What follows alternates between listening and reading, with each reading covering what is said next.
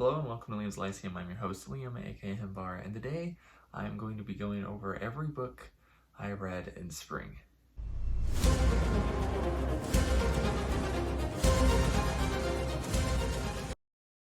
Okay, so I used to do monthly wrap-ups and then monthly TBR and MBRs, but I switched this year to doing seasonal wrap-ups and TBRs. So that's too big to combine into one video, and so this one's just everything I read, so it's just a wrap-up for spring, and I'll do another video doing what I may read in the summer. So I will go over, I'm going to try to do this quickly because I read a lot. I read even more than I did in winter when I first did one of these videos, and that video I thought was too long anyways. It's going to take me too long to edit it because I have to put every video or every image as well up. So let's get right into it. I read, so this of course is March, April, and May. I'm recording this on June 1st. And so I read 9 books in March, I read 11 in April, and then 15 in May. So that's 35 in total. That's really good as far as I'm aware. Generally last year I probably averaged about 9 a month or so, maybe even a little less than that. So I guess the first book I finished, this is the books I'm gonna go in order. So starting with March, very first one I finished was The Sword of the Lictor by WOLFE. This was part 3 of Book of the New Sun, and I love it. I did do a review for this one, and I'm not gonna link those because I did reviews for most of these, and you can only do 5 cards per video.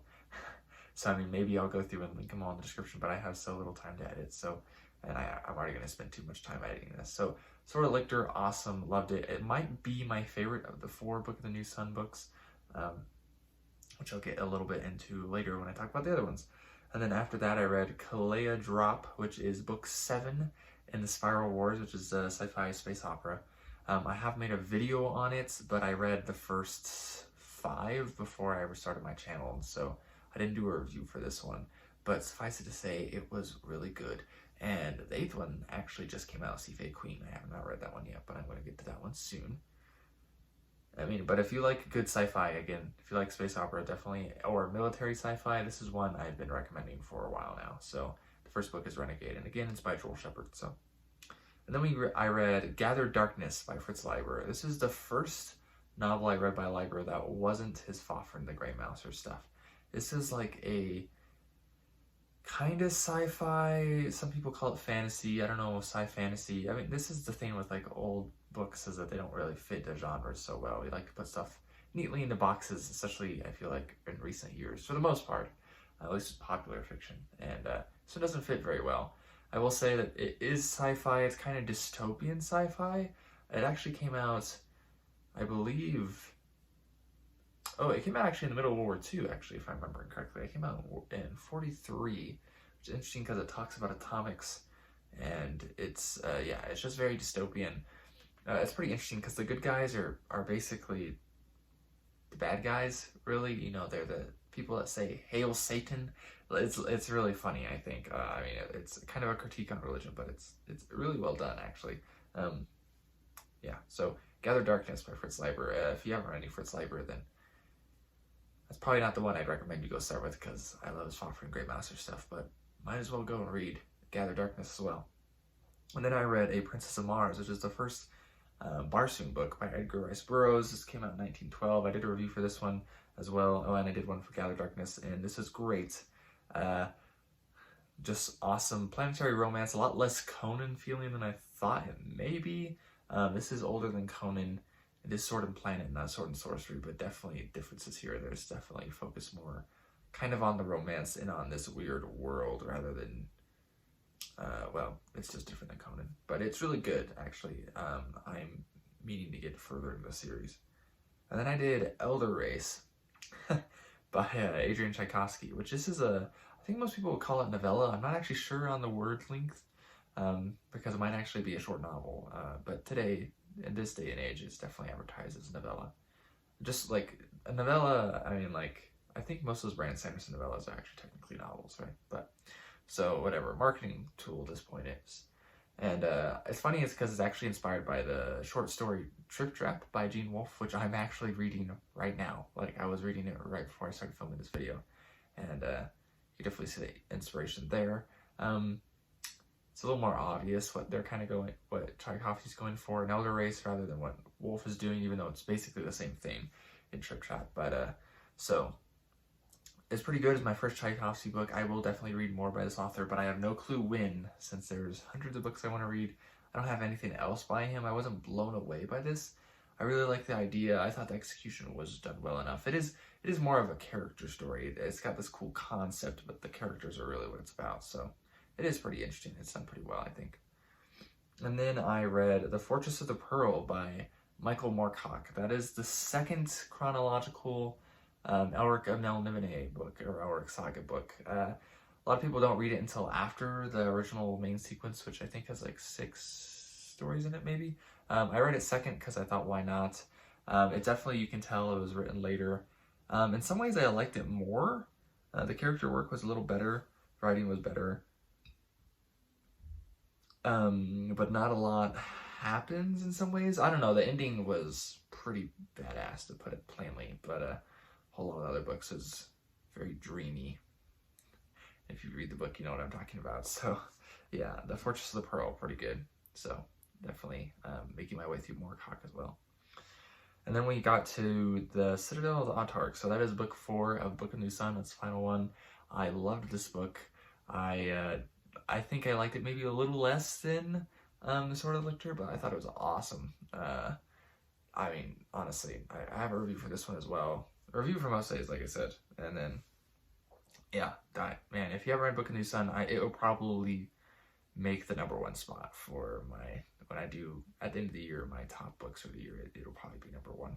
And if you watch my top 10 videos, or top 10 books / series for last year, then spoiler alert if you haven't watched it, the Book of the New Sun was up there and I hadn't even finished it yet. So I finally finished it.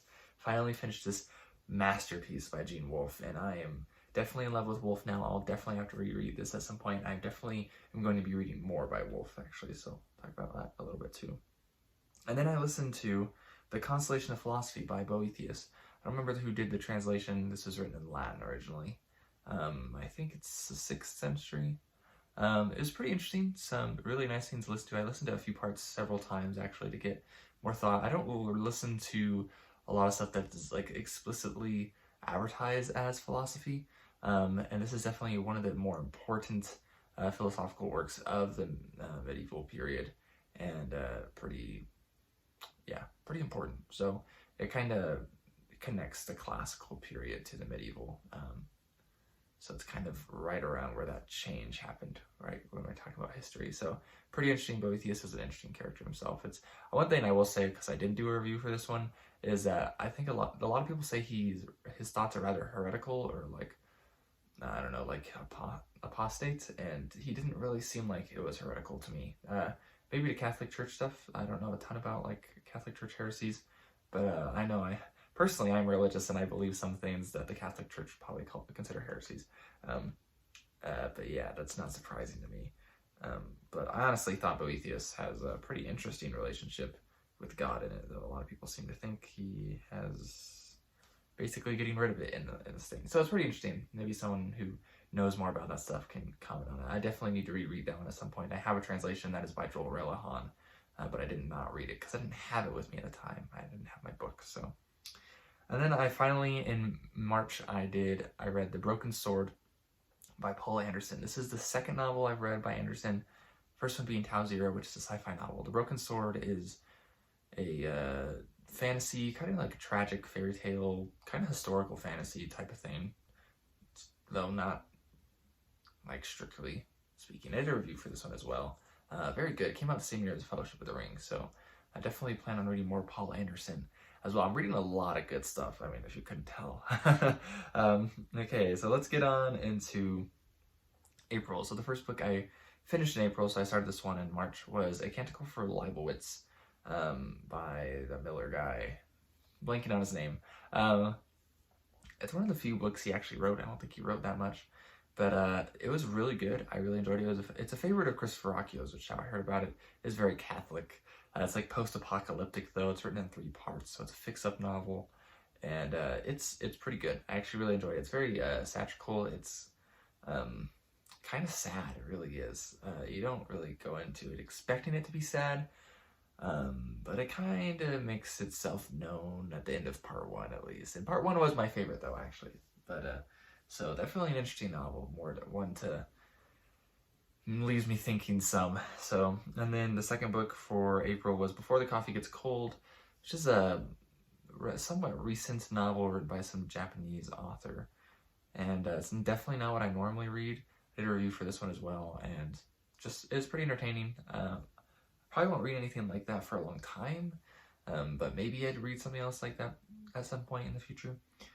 And then we did The Gods of Mars. Now this is the second of Barsoom books, the John Carter of Mars books, by Edgar Rice Burroughs. Really good. You can, if you ever watched the John Carter movie, John Carter of Mars, I think is what it's called, by Disney. It came out in 2012. It actually kind of blends the first 2 stories. It's more of the first story with some elements from the second story.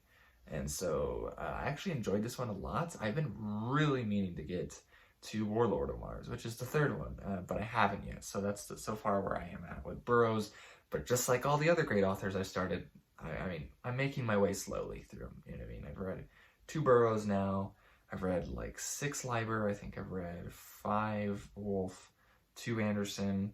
I mean, there's just too many. So, and then I read Out of the Silent Planet. Speaking of classical authors, or classics rather, that's the first C.S. Lewis novel I've ever read. It's the first in the Space Trilogy. I haven't read the other ones yet. Once I get to book 2, I'll probably get to book 3 very shortly after that, because there are only 3. But a very great book. I did do a review for this one as well. It's pretty interesting. And then we had Swords Against Wizardry, book 4 in the Fafhrd and Grey Mouser series by FRITZ and LIBER. This one is really good as well. It only has 4 stories in it, though I thought it was kind of up there with Swords Against Death, though some people find it more boring than the other ones. They are a little slower paced, Lords of Quarmal and Stardock, but I think they're freaking fantastic stories. So, if you watch my review for that one, I basically gushing at a good chunk of it. Like, that's just how I feel now about LIBER. He's just one of my favorites, so go read LIBER. Then I read House of Suns. That was a buddy read actually for April. I started doing standalones for buddy reads. And first Alice Reynolds novel ever. Great sci-fi.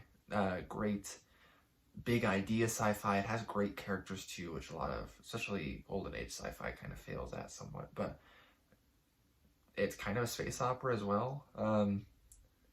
It's far future though, like really far future, like millions of years in the future.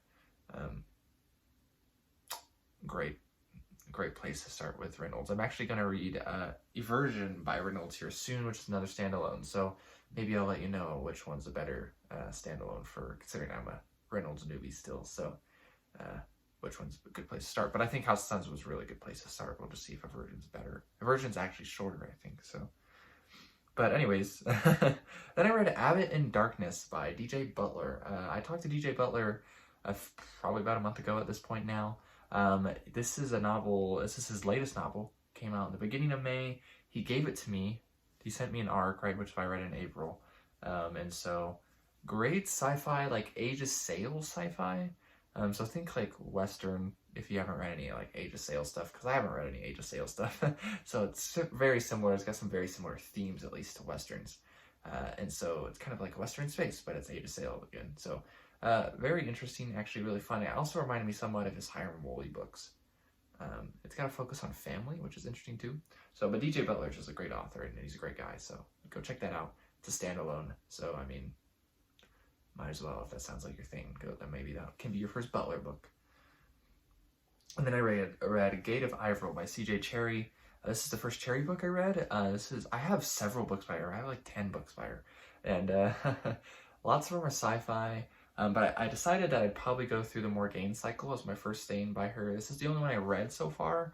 I've been meaning to get to books 2, 3, and 4, but haven't yet. So this one's definitely Elric inspired science fantasy, very melancholy, but it's definitely got science elements that are not there in Elric, obviously. So Pretty cool. I liked it a lot. It was maybe slightly a little slow pace for me, but it was also her debut, which was really impressive, I think. So, and then we have Serpent Daughter, so another one by DJ Butler. I forgot I read 2 in April by him. This is the 4th book in the Witchy War series. It's the first of the 2nd arc. He calls them soft trilogies. The first book being Witchy Eye. I haven't reviewed these either because I read those first 3 before I ever started my channel. And so, but great book. I am hoping to make a video on this series at some point. I know he'll be writing books 5 and 6 back to back. Maybe late this year, maybe early next year. I'm trying to remember. Those are, it's only going to be those 6 books, so it will be finished somewhat soon, relatively speaking. So that's probably his most famous series art, I guess, the Witchy War series. So a lot of people like to start with Witchy Eye. I feel like historical fantasy, but American, very deep world building. It's just great stuff, honestly. You should go read it. And then I read Frolic on the Amaranthine. This one's actually a novella. This one's by Chase Fulmar? It's Chase Fulmar, whatever. I read some of his short stories before, actually, in some magazines, like Whetstone. And this was pretty interesting as his debut, like, publication in this form, kind of. It's very much a sword and sorcery with, like, I would say Spirit of Clark Ashton Smith. I've seen some people compare it to Vance. I haven't read enough of Vance, apparently, to see that inspiration, since I've only read his Dying Earth stuff. But yeah, I did a review of this one as well. It was a great time. So if that sounds like your thing, if you want modern sword and sorcery, because I know I do recommend sword and sorcery often, this one may be a decent, good modern introduction because it is a novella. It's really recent. It came out in April. I read it a couple weeks after it came out. So, and then the last one for April was The Sailor on the Seas of Fate by Michael Moorcock. This is the 3rd Elric Milne book, Elric Saga book. It is the 2nd one traditionally. It is sneaking fire, if I just want to put it that way. This book was awesome. I honestly need to go. I don't really care a lot about ratings, especially if you watch my reviews. Like, I think maybe some of the early ones I mentioned ratings, but most of my later ones I don't. I'm tempted to go back and bump this up to 5-star though, because this was just an awesome ride. Like, this made me like, yes, I'm going to be reading more and more Moorcock now. Like, this just guaranteed it because of how awesome The Sailor on the Seas of Fate was. So, yes, I even bought more and more Moorcock books afterwards. So, great stuff, honestly. Honestly, just awesome. And then finally into May, the last 15 books here, which is, so you already went over 20, so we're getting there. So the first book I read in May was Crucible, The Trial of Cyric the Mad, which actually I think the latest Forgotten Realms novel I've read. It's the 5th book in the AUTARCH series. It is written by Troy Dinning, who wrote the 3rd book in the AUTARCH series. This one is the best. It is the best Avatar book, which is kind of odd, because I always thought they always got better. The 2nd was better than the 1st, 3rd was better than the 2nd, 4th was way better than the 3rd, I thought. They just keep on going up and up, and the 5th one is even better. It's told in a first-person format. It's narrated by basically one of the bad guys, but it's very interesting. I think the Avatar series is definitely a series you could potentially start with if you want to get into the Forgotten Realms. The first book being Shadowdale by Scott Cienson, or Richard Allenson, maybe, if it is a nom de plume for the old versions. But very interesting. But Cyric the Mad, man, that was a great read. That was awesome. So yeah. And then Upon the Flight of the Queen. This is book 2 of the Ringsworm trilogy by Howard Andrew Jones. He's a big modern sword and sorcery author as well. He does a lot of historical sword and sorcery, as far as I'm aware. This is not that. It's actually more sword and sorcery adjacent. It's very inspired by Zelaznian style sword and sorcery type stuff, but it's kind of very much a modern epic fantasy at the same time. Very short though, in a sort of like sword and sorcery style. The fighting is kind of sword and sorcery style as well. Definitely not taking like much from the Tolkien tradition here.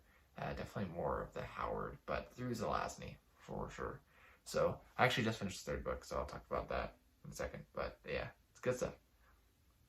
And then we have Here There Be Giants. This is the introduction to the Eldros Legacy, which are these books. But this is a new shared world that got launched in December, I think. It depends on when Here There Be Giants came out. It might have been November.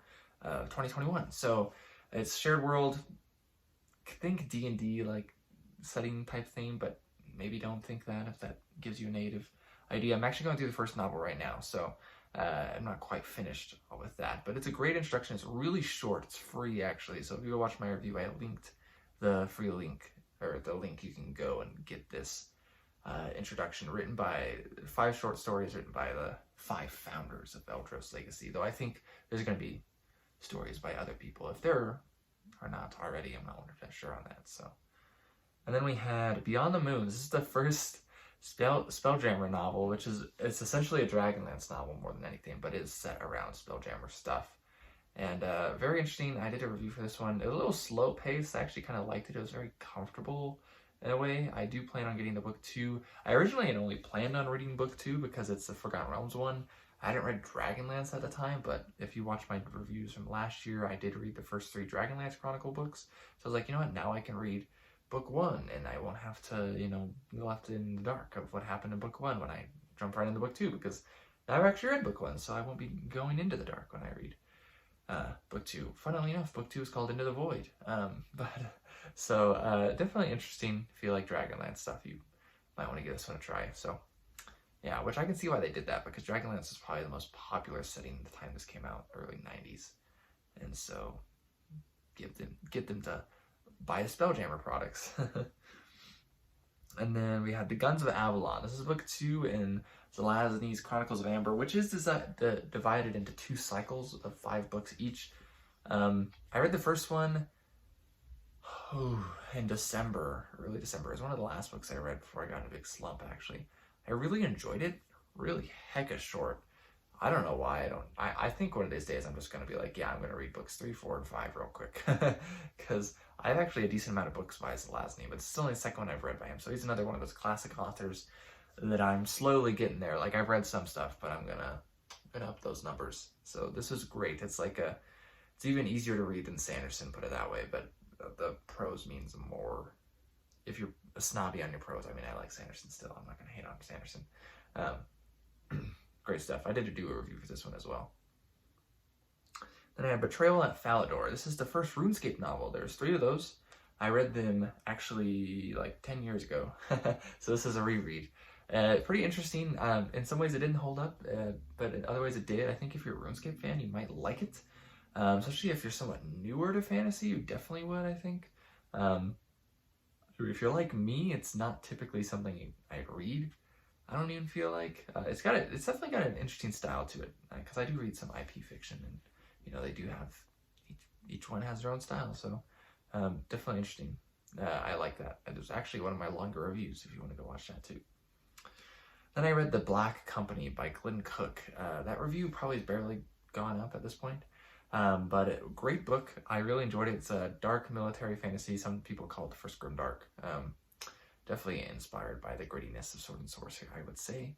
And this definitely inspired Malazan, if you like Malazan. So, and then after that, I read The Dragon Waiting, which is the buddy read for me. This is a standalone by John M. Ford. This is, well, it was praised by WOLFE, so that's one of the reasons I was interested in it, and I can kind of see why. Historical fantasy, but not too focused on the historical aspects. Definitely a character-driven story, but it's got a lot of stuff in it. You know, it's got these great introduction chapters for the first 3, which I think some people will probably get lost in, but I think they're awesome. And there's like a heist, there's a murder mystery, just, it's an awesome thing. My review should be up by the time this comes out. It's not up by the time I'm recording it, but you know, whatever. Then I read Shadows Linger, which is a sequel to Black Company. The Black Company has about 9 or 10 books, I think, out right now, but the original 3 were a trilogy.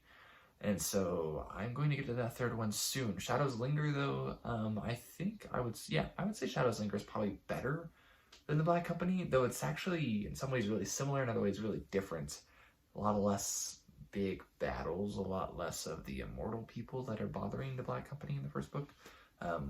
Different things going on. I'm really looking for it. I'm very eager for book 3, which is The White Rose. I think I have it sitting over there on the shelf, but... And then I read The Swords of Lankmar, or Lankmar, I think is how LIBER said it himself. So this is actually the only Fafhrd Grey Mouser novel, which is pretty interesting, actually. I enjoyed it a lot. How do I put this? I mean, it's got the concept of like alcoholism and like sexuality that's basically always been there in Fafhrd and Grey Mouser. It's very interesting because you have like, I don't know if this is spoiling that much. You have like a sexy rat lady and a sexy zombie lady, which is definitely not things I expected at all going into the book. So, or would have expected. I actually knew about both of them going in, so didn't spoil the enjoyment at all, I don't think. Very interesting read.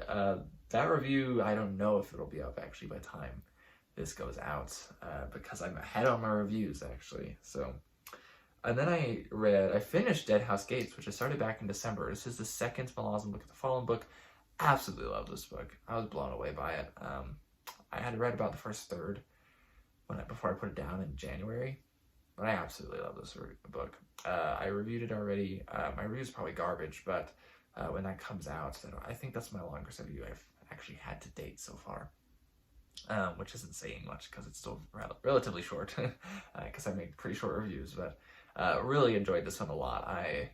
I'm in the middle of so many things, but like I was so tempted to start Memories of Ice afterwards. The only thing that stopped me is because I know it takes me a while to get through those books. I have to be reading a lot and focused when I'm reading on them, and Memories of Ice is even a decent amount bigger than Deadhouse Gates, so I didn't quite start it. I need to. I really want to. I want to finish Malazan. I'm not convinced it'll happen this year. Loved it though. So, and then I read Kugel's Saga, which is the third book in the Dying Earth by Jack Vance. So the third book I've read by Vance. Great. It was different than The Eyes of the Overworld, which is the first book about Kugel, and very similar in other ways. My review for that has also been recorded, so that'll go up at some point. It's a pretty garbage review actually, but yeah, so I enjoyed it. If you need some good, interesting fantasy, an author that's very, very underrated, Vance is the man. The guy only actually died in like 2013, which, I mean, considering the time, like the Dying Earth came out in 1950, 1951, I think, so I mean, like, that seems like he was living really late, I feel like, so, but great guy. I actually went out of my way to, after finishing this one, to buy 6 more books by Vance. So now I have like all of his Dying Earth series, all of his Leoness series, all of his, I don't even remember the name of it actually, it's got a weird name, but another series, and then all of his, or part of his Demon Kings? Demon Princes series. So I'm looking forward to reading more Vance. And then I got to The Weird of the White Wolf, which is book 4 in Elric of Melniboné stuff, Elric Saga. I keep on saying both every time I say this. Not as good as Sailor and the Seas of Fate, not a surprise, I don't think. Still really good. My review is not even recorded for that one yet, so I don't know when that one will come out, but what can I say? Elric is awesome. And it's really short. I read this one in one day, so might as well give Elric a go, guys. The new bind-ups, I know a lot of people have been buying anyways, and this is the last one in that bind-up. So I've read the whole bind-up, though I don't have the bind-up, so whatever. But and then I got to Earth of the New Sun, which after I read it, I thought it may be the best book I've ever read. It's that stinking good. This book is phenomenal. It is kind of the sequel to Book of the New Sun, so, which, you know, I said earlier, sitting at my #1 spot for the year. Probably won't be past. Earth of the New Sun is technically a coda, I guess. You don't have to read it. It is standalone, which is pretty nice. It starts off with some really interesting stuff you probably won't understand, but even the parts that you don't understand that well are so stinking good. This book is amazing. I know a lot of people don't seem to like it that much when compared to Book of the New Sun. I think it was freaking awesome. I loved it so much. I don't even know why I loved it so much in some ways. Like, it just spoke to me, man. Like, this book is awesome. That review is not recorded either. That review is going to be very inadequate for my feelings on Earth of the New Sun. That book, wow. Earth of the New Sun by Gene Wolfe, guys. Holy crap. So, what else can I say? And then finally, which is a very poor compared to Earth and New Sun, but that's not fair. I think maybe Jones would agree with me, assuming he's read Wolfe. But that is When the Goddess Wakes. That's book 3, the final one in the Ring of Sworn trilogy. This one actually did bring me to tears at the very end, epilogue. It's very sweet. Again, I talked about it earlier, though. Very Zalaznian style. That review's not recorded yet either, so Finished this one yesterday, so I finished it the last day of May. So, oh man, I don't even want to talk too much more, but I'm going to go over real quick because I read other things I just want to touch on, mostly short stories. So I read The Best Introduction to the Mountains, which is an essay by Gene Wolfe. I know some people don't really get it. It's kind of Catholic. I guess if you're not religious, you might not agree with it at all. But it is basically a gush essay on why Tolkien is the best, essentially, by Gene Wolfe, who is the other best, essentially.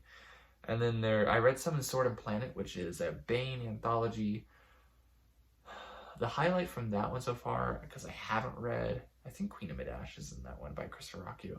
I haven't read that one yet because it's a novella. I didn't realize it's going to be so long. But Power and Prejudice by D.J. Butler, I think it might be the first short story in there, actually. Freaking phenomenal. Great work by Butler there. I think I did tell him, actually. I need to tell him again. Hey, Dave, you did great. So, yeah, anyways. And then I did read Demons of Arai by Rocchio, which I know some people, I think, say you should read before. Is it Demons in White? Or Demon in White? Or Kings of Death? I'm not sure. I don't agree with that, but I think it is a decent short story. I think Rocchio actually improves with his short stories over time. So, but he's good at short stories, to write short stories, which is a lot. Something a lot of authors don't do these days because our publishing industry has changed somewhat. So it's a shame. So it's not a shame. It's awesome that Rocchio does still. And then I also read The Map, and I read The Cat by Wolfe, which I heard took place, or like best read after Book of the New Sun. So I read that in between Book of the New Sun and Earth of the New Sun. So those are very interesting. I probably have to go back and reread them. They're very short, but I need to understand what the heck's going on there, because that was what made me realize Wolfe actually has so many different styles. Well, maybe not so many, but different styles he can write in. Like, the way Book of the New Sun is written, he did it on purpose. He does a freaking phenomenal job, right? So it's just another praise on Wolfe's plate there. And then I read The Color Out of Space. Read something else by Lovecraft. I haven't read enough of Lovecraft. So I've also read, I didn't put it on here, I read a couple things of his Amarone stuff by Clark Ashton Smith, a short story and a couple of the poems. Nevermore to Be is one of the poems. The other one I think might just be called Amarone. Maybe. I'm not sure. I don't remember what the story was, the short story. Definitely going to get through that at some point, though. And then I also read The Lady or the Tiger, which is pretty interesting, very thoughtful story. And then I read The Fortress Unvanquishable, Save for Saknoth. That's by Dunsany. It's the first Lord Dunsany I've ever read. It's in his Sword of Welleran, I think, anthology, or collection. Collection would be the word, I guess. Thanks, Rocchio, for teaching me that, too. Yeah, so it's in there. Some people consider it the first sword and sorcery story. Pretty sure most people would say The Shadow Kingdom by Robert E. Howard is the first sword and sorcery story, and some probably, The Phoenix and the Sword? Is that the first Conan story? But some would say this is one of the first. It's definitely a pre-sword and sorcery story, I think. It's very interesting. My first Dunsany, probably not my last, but very interesting. And then we had The Florilegium of Madness. I read some of this. This is a collection of stories by Butler, D.J. Butler. I read like his Magic Systems Aren't Magic essay that's in there. Freaking awesome. I love that essay. You can read that one online, actually, on Babe's website. His De Britannici is really good. It's a Witchy War like prologue thing. His The Seven Nipples of Molly something. I don't remember. I read a few stories in there. I don't remember all of them. I haven't read the whole thing. There's a lot. So, great stuff. And then I read I started reading A Merchant Orient and Other Tales, which is by David Wiley. I've only read the first story so far, but it actually inspired me to write my own story, the first story. So that's pretty good. Pretty productive. Thanks, David. And then I started reading some in Time Troopers. I'm about to read the Gene Wolfe story in there. I've read the Fritz LIBER story in there. Oh, and I read the Archaeonaut, so the Christopher Rocchio story in there as well. I was going to read Delenda Est, which is the Paul Anderson story, too. I might have read something else in there, too. I'm not sure. Oh, yeah, and I got a decent, certain decently kind of way through Hyperion by Dan Simmons, and I DNF'd it. So that's the only book I DNF'd this time. So this is a long video, so that's what I read. I am in the middle, I'll just mention here, I am in the middle of Khyben the Unkillable by Todd Fahnestock, I think that's a sneaking name, man. I'm probably butchering that. It might not even be Todd. I think it is, though. And then I'm also in the middle of The Bloody Sun by Marion Zimmer Bradley. And I'm very, very close to finishing Rialto the Marvelous by Jack Vance. And then we'll see what else Vance I get into, because that's the last Stein Earth book. And I'm reading a bunch of short story collections. Too many. Cole, Averone, Florologium of Madness, Time Troopers, Dark Edelon and Other Stories, The Best of the Realms 2 by Ed Greenwood, Sorting Planets. There's too many. So, I've read a lot of poetry too, but I'm not gonna, go through all that. So, too much to read, which is great, right? Isn't that a great thing? Kind of, right? Bittersweet. So, anyways, been Liam's Lyceum. Let me know if you've read any of these. Let me know if you like my thoughts on these. If you watched or used other ones, I guess go watch those if you want. I will shut up now, but I will come out with maybe the things I might be reading in the next week. Actually, that does leave me, I feel like, no, I'll talk about it in another video. Anyways, I'll catch you next time. Thanks for watching.